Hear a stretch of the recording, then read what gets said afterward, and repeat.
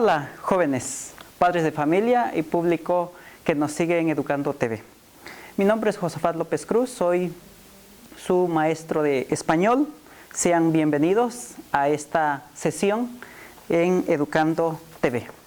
Continuamos con nuestro tema, elaborar un reglamento interno del salón, en donde el día de hoy pues vamos a avanzar en la identificación y redacción de verbos. Vamos a identificar los verbos, tema que abordamos en la sesión anterior, de un reglamento. Debemos identificarlos para poder ubicar los tiempos, los modos en que se van a ir desarrollando. El tema está enfocado para estudiantes de primer grado, nivel secundaria, y los invito a participar en esta nueva forma de aprendizaje, así también a compartir tus aprendizajes con tus familiares, con tus amigos, vecinos, de manera que puedas ir construyendo un nuevo proceso de aprendizaje. Así también te invito para que integres o continúes integrando tu portafolio de evidencias, de manera que puedas ir integrando cada una de las actividades que has ido realizando. Como recordatorio de las sesiones anteriores y para que podamos entrar en materia, vamos a hacer un pequeño ejercicio sobre conceptos.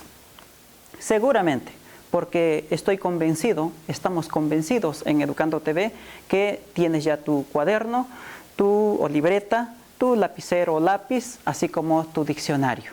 Pero por ahora, deja a un lado tu libreta, tu pluma o lapicero y solamente capta los conceptos que te voy a decir, y después, una vez que yo termine, te indico para que tú empieces a escribir, para que te des cuenta cuántos y cuáles conceptos ya los tienes en la mente, pero además también los tienes ya en tu léxico, en tu vocabulario.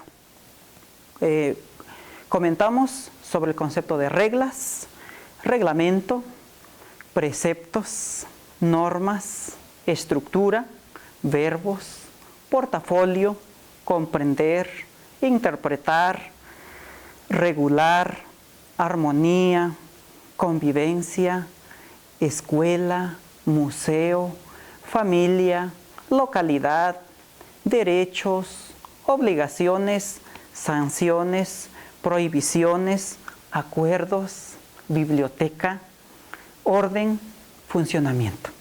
Ahora sí, puedes empezar a hacer el ejercicio y estoy seguro que esos conceptos tú ya los tienes. Al desarrollarlos te vas a dar cuenta que va a haber conceptos con los que estás más familiarizados y que inmediatamente los puedes escribir. Seguramente escribiste familia, escribiste escuela, escribiste biblioteca, escribiste reglamento, porque también se ha hecho mucho énfasis, y vas a ir desarrollando los demás. Haz el ejercicio, hazlo desde casa para que te des cuenta cómo vas enriqueciendo tu vocabulario. Eso es muy importante. Y al final, pues es importante que tengas en cuenta que debes tener anotados 25 conceptos. Y si lograste 10, 15, entonces tienes un progreso. Eso es importante.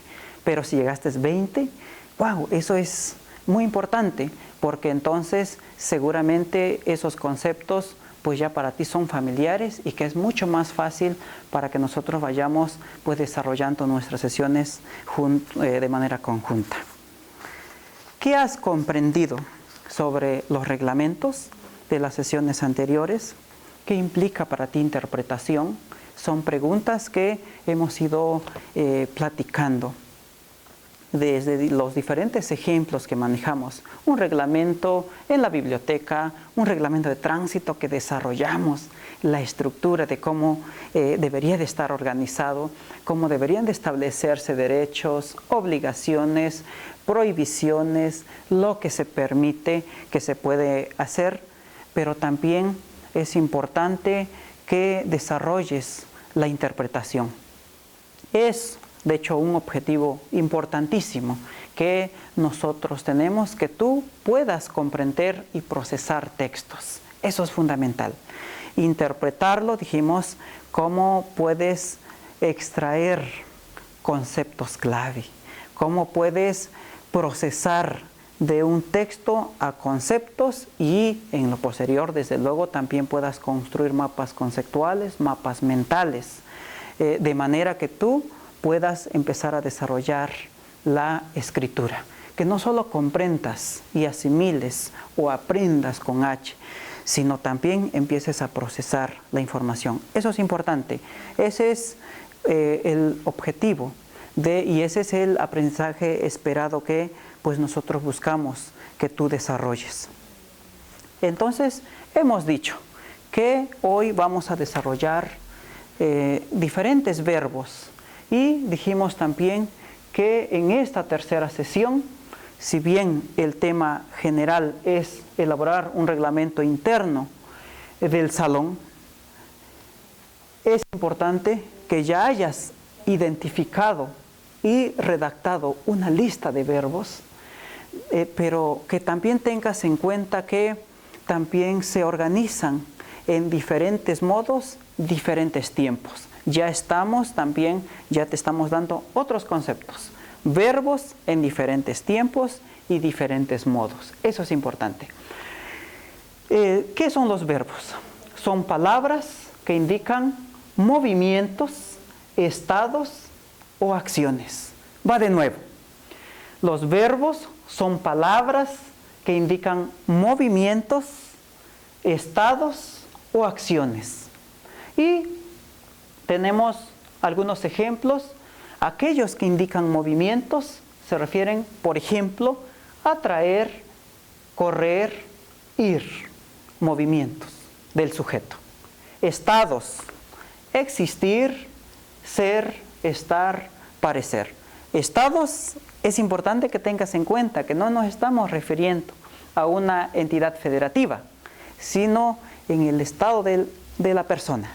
Eso es importante que lo tengas muy en cuenta. Que se refieren a las acciones de la persona, entonces tenemos que ubicar cuando se refiere a movimientos y cuando se refiere a la persona propiamente o sus acciones. Pensar, creer, comer, jugar, etc. Entonces dijimos que los verbos son palabras que indican movimientos, estados o acciones, modos y tiempos verbales. Que queremos que nos sigas para que puedas comprender cómo se organiza. Es importante que ubiques entonces cada uno de los verbos en la estructura de un reglamento y también que ubiques los tiempos. Eso es importante. ¿Qué es un verbo? Son acciones que significan el actuar de cada uno de los sujetos. Así también es importante que tengas cuáles son los modos verbales y que los vayas ubicando. Los verbos según su terminación en infinitivo, en participio y en gerundio. Los verbos con terminación en infinitivo, que tienen una terminación en ar, er, ir. Va de nuevo. Verbos con terminación en infinitivo en ar, er, ir. Y en participio, que van a terminar en ado, ido, to, so, cho. O en gerundio, que van a terminar en ando y en yendo. ¿Qué ejemplos pudieras pensar desde los verbos que tú identificaste en un reglamento? Te voy a ayudar con algunas, pero sí te invito a que tú identifiques muchos otros y los puedas desarrollar. Un ejemplo es guardar.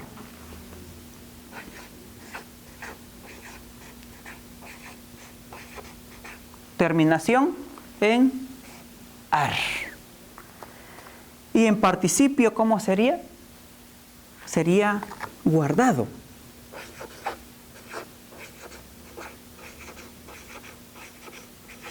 Y en gerundio, guardando. Muy bien. Guardando.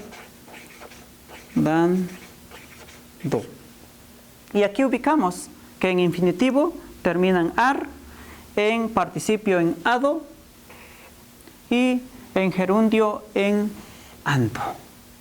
Muy bien, seguramente que me vas siguiendo y que deberías de ubicarlo porque es muy importante que ubiques los tiempos y sobre todo que si son en terminación en infinitivo, participio o gerundio. Eso es importante. Otro que seguramente lo has visto en un reglamento, lo has leído, es establecer.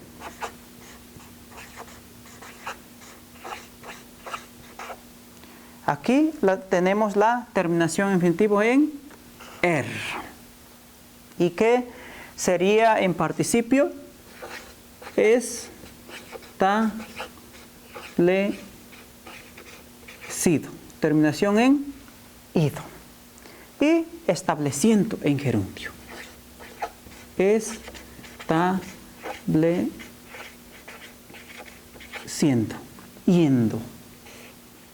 Y muchos otros ejemplos que vas a ir encontrando.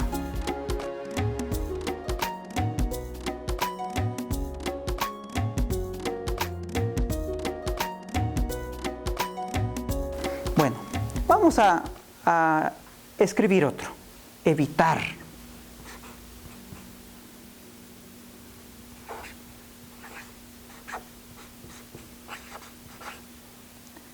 Evitado.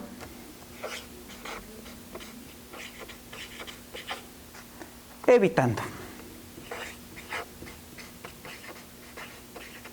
Y vas a ver la terminación en ar, en ado y en ando. Es muy importante que ubiques y conjugues para que puedas, pues, no solo identificarlo, sino además desarrollarlo en los ejercicios que tú mismo vas a ir desarrollando a lo largo de tu desarrollo educativo. Tenemos también pronombres personales. ¿Alguien de ustedes lo recuerda? ¿Lo vistes en educación primaria? ¿Lo recuerdas? Bueno, los pronombres personales tienen un número singular y plural.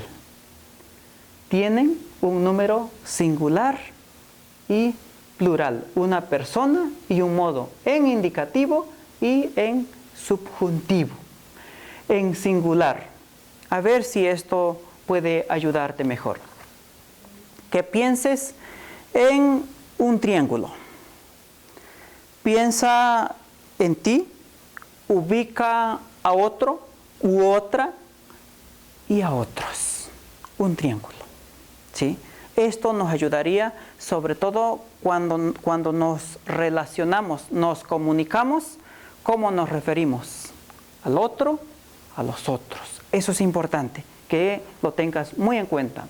En singular, yo, tú, él o ella.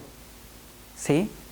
En singular, yo, tú, él o ella. Mientras que en plural, nosotros, ustedes, ellos. Eso es importante. Entonces, si ustedes observan, es como un triángulo, donde nos ubicamos, donde se ubica el otro, donde se ubican los demás. Y esto nos lleva a ubicar la clasificación. Cuando te refieres a yo, es en primera persona. Si es tú, es en segunda persona. Cuando te refieres a él o ella, es en tercera persona. Y dirían ustedes, bueno, pero ¿y por qué es tan importante, como dice el profesor Josafat? Bueno, claro, porque cuando tú redactas, siempre se va a observar si es en primera, en segunda o en tercera persona. Eso es muy importante, que lo tengas en cuenta. Cuando vas a redactar, lo estás haciendo desde una primera persona, en una segunda persona o en tercera persona. Y regresamos. Yo, primera persona. Tú, segunda persona. Él o ella, tercera persona. Y es muy similar en plural. Cuando nos referimos a nosotros, porque somos parte, ¿sí?, de ese grupo de personas, nosotros, pues también es en primera persona. Cuando nos referimos a ustedes, es en segunda persona. Pero cuando nos referimos a ellos o a ellas, va a ser en tercera persona.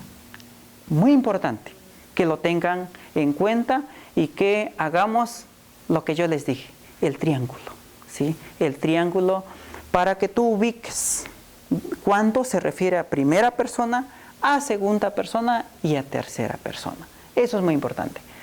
Y vamos a encontrar también el modo indicativo, que se emplean para indicar acciones que realmente sucedieron, suceden o sucederán. Y también desarrollamos algunos ejemplos. Desde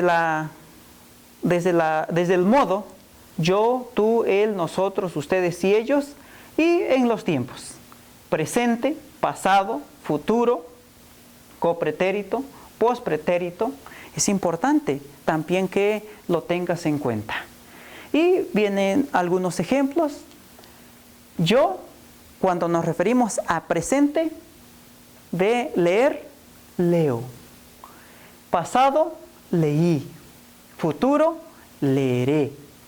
Copretérito, leía. Porque además, en copretérito y pospretérito tienen una terminación, o debería tener una terminación en aba, en ia, mientras que en pospretérito regularmente terminaría en ría. Eso es importante. Va de nuevo.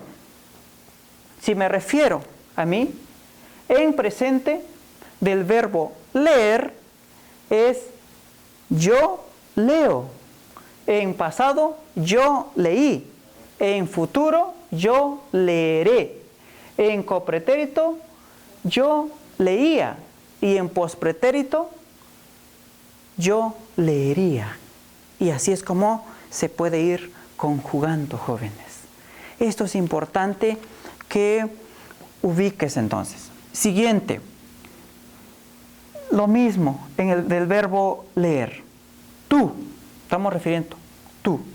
Tú lees en presente, leíste en pasado, leerás en futuro, leías en copretérito, leerías en pospretérito. Pos vamos a encontrar también siempre en nuestras lecturas el pos que se refiere después o más allá. Eso es importante también. Él, ¿sí? Ya vamos triangulando de singular a plural. Él lee en presente, leyó en pasado, leerá en futuro, leía en copretérito, leería en pospretérito y en plural nosotros leemos en presente, leímos en pasado, leeremos en futuro, leíamos en copretérito y leeríamos en pospretérito. Entonces aquí se ubican el yo, tú, él en singular o ella y en nosotros, ustedes y ellos en plural. Muy importante para que identifiques esto. El singular normalmente cuando se refiere a una persona. El plural, dos o más. ¿Sí? Tomen nota para que eso no solo se quede ahí, sino también se quede en sus cabecitas. El modo subjuntivo sirve para expresar una posibilidad. Lo mismo se clasifica en presente, pasado y futuro. Algunos se usan más comúnmente, pero otros pues se usan más de manera más inusual, vamos. En presente yo lea, pasado yo leyera o leyese y en futuro yo leyere. En tú leas, leyeras o leyese. Y en futuro, leyeres. Entonces, ubiquen que en el modo subjuntivo termina yo leyere, tú leyeres, él leyere, nosotros leyéremos, ustedes leyeren, ellos leyeren.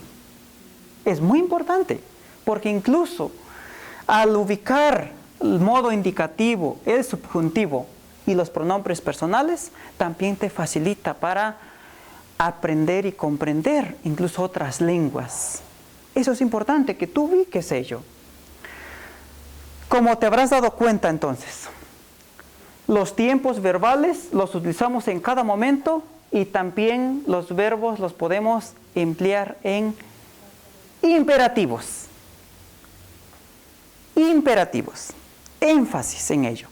Porque el lenguaje que vamos a encontrar en los reglamentos, en las leyes, en las normas y muy seguramente en los estatutos que también funcionan allí en tu localidad si vives en el campo, o bien aquellos acuerdos que no necesariamente están escritos pero que son un acuerdo social allí en tu localidad, pues también funcionan los modos imperativos. Esto es la forma que toma el verbo para ordenar, mandar, exhortar o rogar. Siempre va a estar conjugado en segunda persona del singular o plural. Y aquí te pongo también algunos ejemplos. En singular, por ejemplo, allí en casa, una regla es que tienes la obligación de tirar la basura.